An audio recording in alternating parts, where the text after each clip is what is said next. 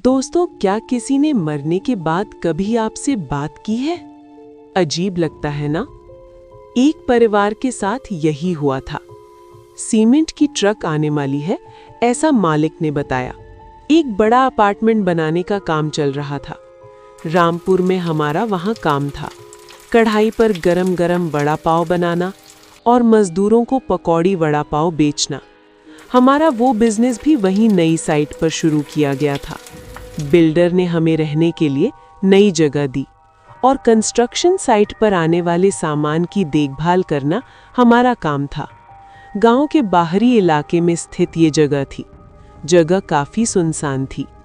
मजदूर सुबह आते थे। हमारे परिवार में 6 लोग थे। मैं आर्यन, मेरा भाई अभय, मेरे पिता केशव, माँ शांता, मेरी पत्नी प्रिया, मेरी छोटी बहन पिंकी और छोटा भाई सोनू उस जगह पर रह रहे थे। हमें वहां आकर 2-3 दिन हुए थे। वो पूर्णिमा की रात थी। निर्माण स्थल से कुछ दूरी पर हम शौच करने जाते थे। रात का समय था, करीब 10:30 बज रहे थे। रेत की ट्रक 11 से 11:30 के बीच आने वाली थी। मैं और सोनू दोनों ने बाल्टी ली और निकल पड़े। हम दोनों झाड़ियों के बीच से अपना रास्ता बनाते जा रहे थे।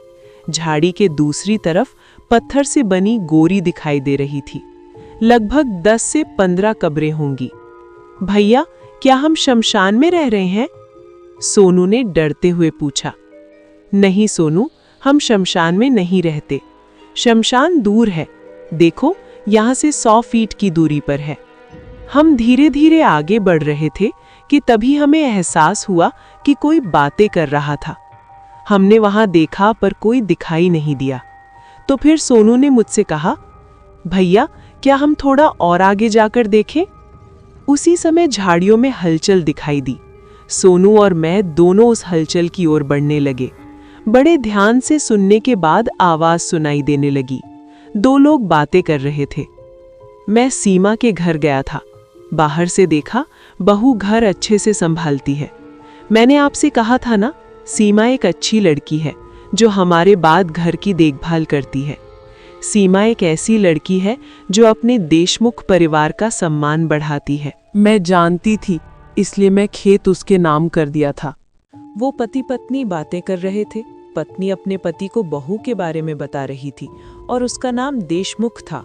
हमने अनुमान लगाया पर हमें अभी भी कोई दिखाई नहीं दे रहा था, लेकिन उनकी बातचीत साफ सुनाई दे रही थी। कुछ दूर चलने के बाद हम दोनों एक चट्टान पर बैठ गए। बातचीत बहुत रोचक हो रही थी। सोनू ने कहा, शमशान जैसी जगह में बूढ़े पति पत्नी इतनी देर रात में इस घने अंधेरे में क्यों आए हैं? उसी समय मेरे मन में एक विचार आया। हम उन लोगों को देख नहीं सकते, लेकिन उन्हें सुन सकते हैं। क्या ये असली लोग हैं या फिर कुछ और शक्ति है?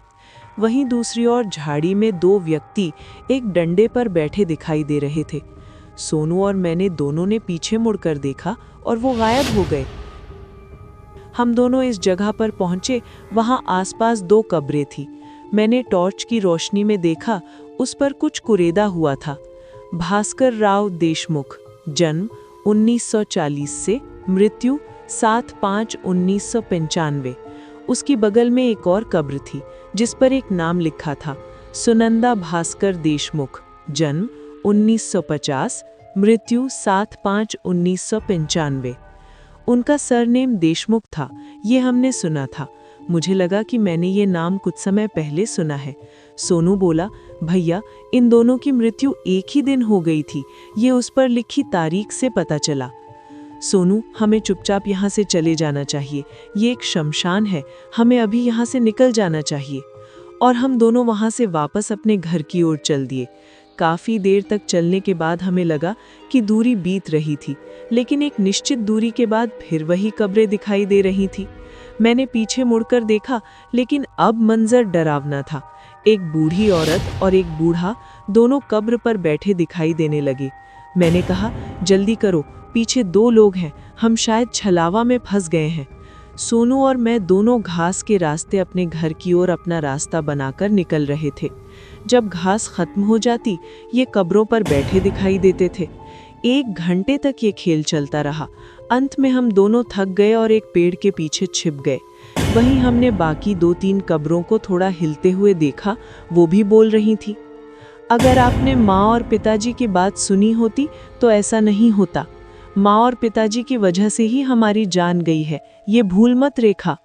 इस बातचीत को सुनने के बाद लगा कि ये इस देशमुख परिवार का बेटा और बहू है, लेकिन कब्र की बात करना मन को रास नहीं आई। सोनू इतना डरा हुआ था कि उसे समझ नहीं आ रहा था कि क्या करे।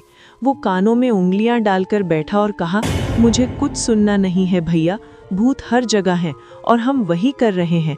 इस शमशान से निकलने के लिए कुछ तो करो। इसे छलावा कहते हैं सोनू, इस समय को बीत जाने दो, फिर मौका मिलते ही हम यहाँ से निकलेंगे। 2 घंटे बीत चुके थे। हम कितना भी चले, हम उसी कब्र के पास पहुँच जाते थे। हमने रेखा और उसके पति और उसकी सास की बातचीत सुनी थी। ये सोचकर कि समय समाप्त हो गया होगा, मैं चलने लगा। कुछ दूर चलने के बाद मैंने घर देखा। हम अपने घर पहुँचे, घर के लोग इंतज़ार कर रहे थे। हम दोनों को देखकर पिताजी चिल्लाए, इतनी देर कहाँ लगा दी? मैंने डरते हुए कहा, पिताजी हम दोनों बाल बचे हैं, हम दूर शौच को चले गए थे, वहाँ बहुत सारी कब्रें हैं, हम एक शमशान में रह रहे हैं। हमने उस जगह पर कई कब्रें देखी, वे आपस में बातें कर रही थी। हमने वहाँ से निकलने की कितनी कोशिश की, फिर भी हम घूमकर वापस वहीं पहुँच रहे थे।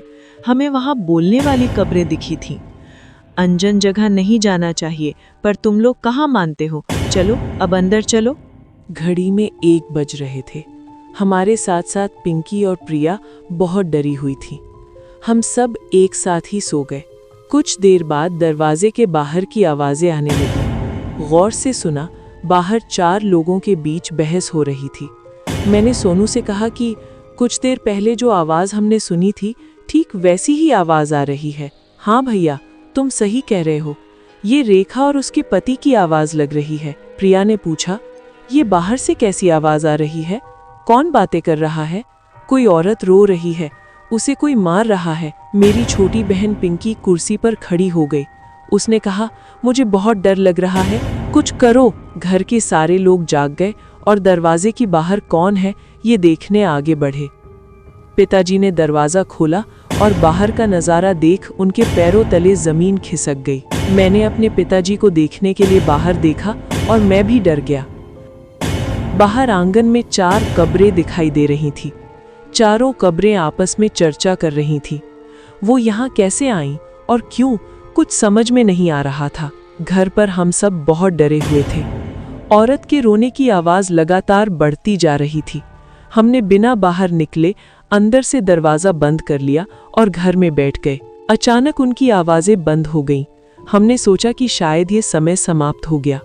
मेरे पिताजी ने कहा, बेटा, एक समय होता है जिसमें ऐसे अजीब अजीब चीज़ें हम देखते हैं, सुनते हैं, महसूस करते हैं। फिर सोनू ने कहा, पिताजी, हम शमशान में रह रहे हैं। मुझे लगता है कि ये पूरी ज़मीन उस देशमुख परिवार की है। भैया, उस वीरान जगह जहां हम शौच कर रहे थे, वो चारों लोग ज़मीन और मकान की बात कर रहे थे। हाँ, आप सही कह रहे हैं। हमने यहाँ रहकर बहुत बड़ी गलती की है। हमें यहाँ से जाना होगा। मुझे लगता है कि बिल्डर द्वारा दी गई ये जगह एक शमशान होगी और ये बिल्डिंग इस परिवार की ज़मीन पर बनी है, इसीलिए ये यहाँ आए होंगे। आधे घंटे के बाद हमने बाहर देखा और जो दृश्य हमने देखा वो बहुत ही भयानक था। भास्कर राव नाम के एक बूढ़े ने कहा, तुम बाहर आओ। वहीं उनकी पत्नी ने भी कहा, सब बाहर आओ, हमें हमारे घर जाने में कितनी देर हो रही है। लेकिन अब मुझे इसका सही मतलब समझ नहीं आ रहा था। मेरी माँ, पिता, बहन और भाई सोनू, हम चारों एक साथ सामने 4 कब्रें देख सकते थे जिन पर वे भयानक आत्माएं बैठी थीं और हमें बाहर आने के लिए कह रही थीं। मुझे समझ नहीं आया कि ऐसा क्या हो रहा है। उसी समय उस बूढ़े का हाथ मेरे पिता की ओर आया। वो कब्र पर बैठा था और मेरे पिता की गर्दन को पकड़ रहा था। इससे पहले कि मैं कुछ जानता, उसने उन्हें खींच लिया और कब्र के पत्थर पर उनका सिर पटककर उन्हें मार दिया। उसी तरह मेरी माँ को भी उस बुढ़िया ने घसीटकर कब्र के पत्थर पर सिर पटककर मार दिया। मेरे भाई सोनू और मेरी बहन पिंकी दोनों को भी रेखा और उसके पति ने इसी तरह मार डाला। मैं और प्रिया बाहर नहीं गए, मैं वहीं खड़ा था। मेरे घर वालों के शरीरों में प्रवेश करके वे आत्माएं घर से दूर चलने लगी। शायद वे अपने घर की ओर जा रहे थे। कब्रें आंगन से गायब हो गई थीं। मेरे परिवार के चारों सदस्य उस भयानक हादसे में मारे गए थे और मैं कुछ नहीं कर सका। मैं और प्रिया दोनों रोने लगे। हम सिर्फ इसलिए बच गए क्योंकि हम बाहर नहीं गए थे। उन्होंने हमारे परिवार को इस तरह से क्यों मारा? हमने उनका क्या बिगाड़ा था? हम दोनों पति पत्नी रोते बिलखते घर में बैठे थे। दिन निकलने के बाद हमने बाहर जाकर देखा तो ना तो कब्रें थीं और ना हमारे घर के लोग। मुझे समझ नहीं आ रहा था कि अब हम क्या करें। मैंने अपने घर के लोगों को रात में अपनी आंखों के सामने मरा हुआ देखा था। अगर वो घटना सच थी तो उस परिवार ने उनकी लाशों पर कब्जा किया था। तो वे कहाँ गए? हम दोनों पति पत्नी सदमे में बैठे थे। इस जगह को छोड़ने का फैसला करते हुए हम अपने गांव की ओर बढ़े। जाते समय मन में विचार आया कि क्या हमें अपने माता पिता की तलाश नहीं करनी चाहिए। हम दोनों पति पत्नी अपने माता पिता के पास आए थे क्योंकि शहर में कोई काम नहीं था। माँ बाप और छोटे भाई बहनों के साथ एक साथ रहने आए थे। अब उनके बिना कैसे जिएं? उसी समय वहां पर बिल्डर की गाड़ी आ गई। मैंने बिल्डर को रात में घटी सारी घटना के बारे में बताया। उसने मेरी तरफ देखा और कहा, अरे ऐसा कुछ नहीं होता, सब तुम्हारा भ्रम है, तुम थाने में शिकायत दर्ज कर लो। मैं रो रो कर उसे सारी कहानी बताने लगा, पर उसे मेरी किसी भी बात पर विश्वास नहीं था। उसी समय कंस्ट्रक्शन करने वाला मिस्त्री आया। उसका नाम दिनेश था। उसने कहा, हर पूर्णिमा की रात में यहाँ कुछ ना कुछ होता है। आर्यन, मैं आपको एक बूढ़ी औरत के पास ले चलता हूँ, वो आपको इसके बारे में सब बताएगी। मैं अपनी पत्नी और मिस्त्री के साथ बुढ़िया के पास जाने के लिए निकल पड़ा। बड़े से नीम के पेड़ के नीचे कुटिया थी। उस कुटिया के बाहर एक बूढ़ी औरत नजर आई। दिनेश और मैं दोनों जाकर बुढ़िया को प्रणाम किए। बुढ़िया ने मेरे चेहरे की ओर देखा और कहा, तुम बच गए बेटा, तुम्हारा समय नहीं आया था अभी। तुम्हारे माँ बाप के कर्मों की सजा पूरे परिवार को भुगतनी पड़ी। मुझे समझ नहीं आया कि बुढ़िया ऐसा क्यों बोल रही थी। मैंने बुढ़िया से पूछा कि वास्तव में तुम्हारा मतलब क्या है। बुढ़िया कहने लगी, तुम्हारा बाप केशव और तुम्हारी माँ शांता, वो एक साहूकार के यहाँ काम करते थे। साहूकार के घर में बार बार झगड़े होते रहते थे।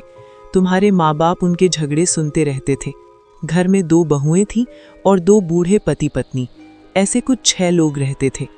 एक लड़का और उसकी पत्नी खेत बेचकर शहर जाकर इस पुराने घर को तोड़कर बड़ी बिल्डिंग बांधकर इसे भाड़े पर देने का सोच रहे थे, पर दूसरा लड़का और उसकी पत्नी यहीं रहना चाहते थे। एक दिन तुम्हारे माँ बाप ने पैसे के लालच में आकर उनके खाने में जहर मिलाया और पूरे परिवार को मौत की नींद सुला दिया, और पूरे परिवार ने आत्महत्या की ऐसी झूठी खबर पूरे गांव में फैला दी। तुम्हारे बाप ने साहूकार भास्कर राव देशमुख का सारा पैसा, गहने, सोना चांदी सब अपने घर में छुपाया। तुम्हारे भाई बहन को सब पता था, उन्होंने भी उस पैसे का उपभोग किया। पुलिस और गांव वालों की नज़र में ना आए इसलिए तुम्हारे घर वाले गरीब जैसे रहते थे, मजदूरी करते थे।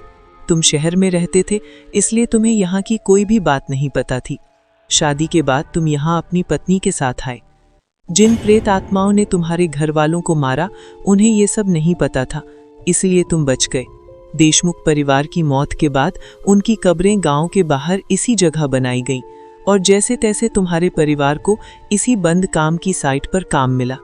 और वो घटना भी तुम्हारे माता पिता ने पूर्णिमा की रात ही की थी, इसीलिए इसी रात को तुम्हारे परिवार से उस परिवार के लोगों ने मारकर बदला ले लिया। पैसा, धन संपत्ति का लालच इतना बुरा है कि आदमी को किसी भी स्तर पर ले जाता है। बुद्धि अम्मा की बातें सुनकर दोनों पति पत्नी बहुत ही ज्यादा उदास हो जाते हैं और उदास मन से फिर वहां से चले जाते हैं। इंसान चाहे कितना भी गुनाह कर ले, उससे बचने की कितनी भी कोशिश कर ले, पर नियति अपना हिसाब करके रहती है। वीडियो पसंद आए तो लाइक कीजिए, सब्सक्राइब कीजिए और हमारे चैनल के साथ बने रहिए।